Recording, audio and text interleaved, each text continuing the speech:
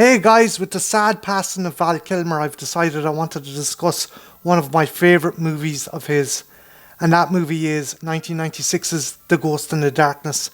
This was directed by Stephen Hopkins, the man behind Predator 2, and for me is one of the best action-adventure movies from the 90s. The story itself is actually based on a book written by our lead character, the Man-Eaters of Tsavo. Yes, John Patterson wrote of his account having to hunt down these two man-eaters when he worked on a construction of a bridge in Tsavo in 1898. The two lions had went on a rampage that killed dozens of rail workers, and they were so feared they got the moniker of the Ghost in the Darkness. Screenwriter William Goldman came across John Patterson's book, and the inception for this movie came about. In his mind, Goldman felt this could be Lawrence of Arabia crossed with Jaws. And you know what? He's right.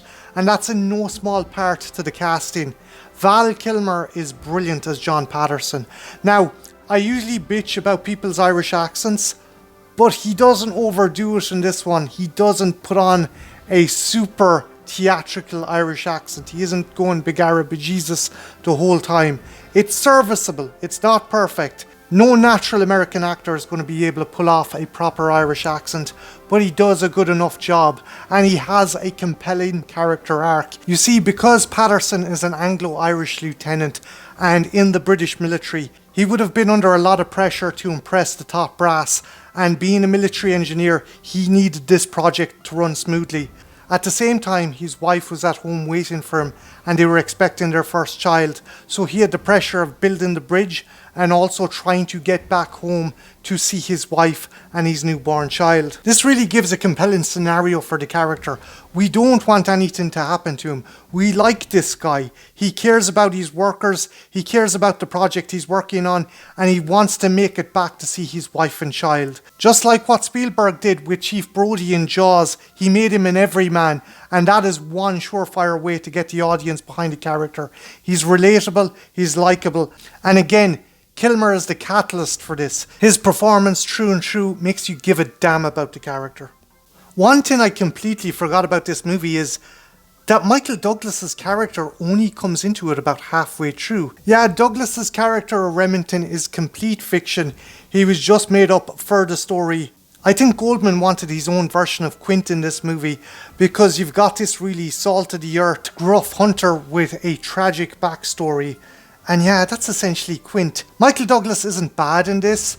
His character's a bit too over the top. Again, I think Goldman wanted his own version of Quint from Jaws, and by Christ he got him in Michael Douglas's performance. The rest of the cast is pretty solid as well. You've two great performances from two late great actors.